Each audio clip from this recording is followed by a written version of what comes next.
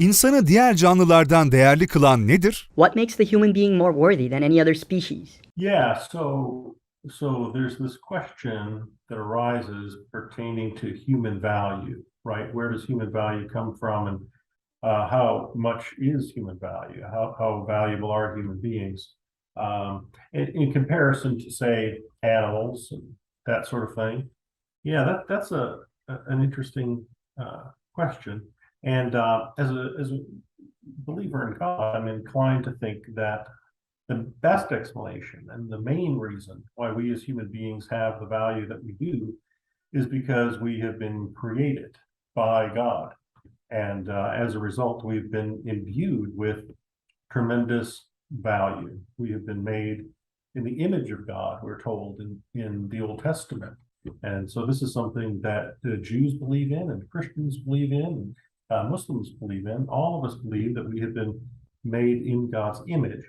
And whatever that exactly amounts to, and I'm sure there's quite a bit of mystery as to exactly what it means to have been made in God's image, I'm inclined to think that our value is very much tied up in that reality, that we have been made by God in his image. And I don't think that that merely has to do with capacities, say to think or reason or something like that, even though those are, tremendously powerful and distinctive capacities of human beings, because people who are, say, mentally impaired have the same sort of intrinsic value as human beings, we're inclined to think, right? So it's not a capacities-based kind of approach. It's not what we do or what we're capable of doing. It's something more like who we are. In some sense, God has created us as very special creatures, made in his image. We are not told of, say, animals that they were created in God's image, for example. And that's why I'm comfortable, say, eating a fish or eating a chicken or something like that, right? But obviously, I'm not going to eat a fellow human being. So, yeah. And that said, I think that animals too have value, right? But just not the same level of value as human beings, right? If I had to choose between saving your life and saving a dog's life, even if I really loved the dog, and even if I didn't know you at all, I would still choose to save you as a human being, and I think all of us as human beings have that intuition. And that's an interesting point, isn't it? So I started by saying, as a believer in God, this is the way I see it. But I think that all of us as human beings have a certain ability to apprehend human value, right? Intuitively, we as human beings simply recognize that other human beings possess great dignity and worth and value. There's something sacred about them.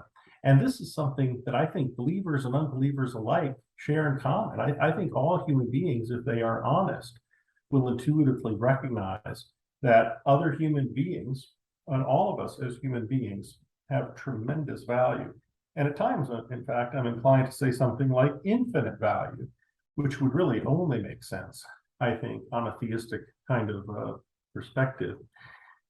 But yeah, it's a view of the world according to which we're more than just, collections of atoms and molecules, right? We really are eternal creatures, immortal creatures, capable of having a relationship with God and capable of loving relationships with others, learning to love God with all of our heart and soul and mind and strength, and our neighbor as ourselves, and that whole thing. So yeah, it's a compelling view of the world because, when we are confronted with distinctive and powerful human value, the question will arise, right? How do you explain that? What makes sense of this? What is it about the world that makes sense of our having that kind of value? And that's where I think theism, which is the belief in God, God's existence, provides an impeccable, very powerful and persuasive account for where that value came from. Value that we can all intuitively recognize obtains, but then what provides the explanation for it? That's where I think theism can really come in handy. So that's my basic answer to the question of human value, and it's a really important matter. It's one aspect among others of morality that I think really evidentially points in the direction of God's reality and of God's existence, and even of God's goodness. And as a Christian, I'm inclined to think that there's something really compelling about the idea that God created us all with value and dignity and worth, and He loves us all of us.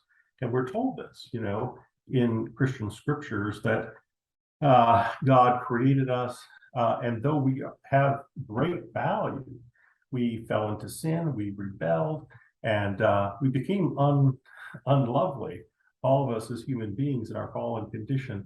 But even in that fallen condition, God loved us enough to make possible our salvation, and He reached out to us to offer us that. And that's just a really compelling and powerful word too. So yeah, I mainly think that this sort of evidence points toward the existence of God per se, and it also makes tremendous sense for me as a Christian in particular. There was a Christian thinker named Austin Farrer who taught at Oxford, and he was a colleague of C.S. Lewis's. And he wrote about this issue of how intuitively we recognize the value of others, of other human beings. And we should, he said, feel a sort of frustration in our inability to make sense of why we feel so strongly about the value of others.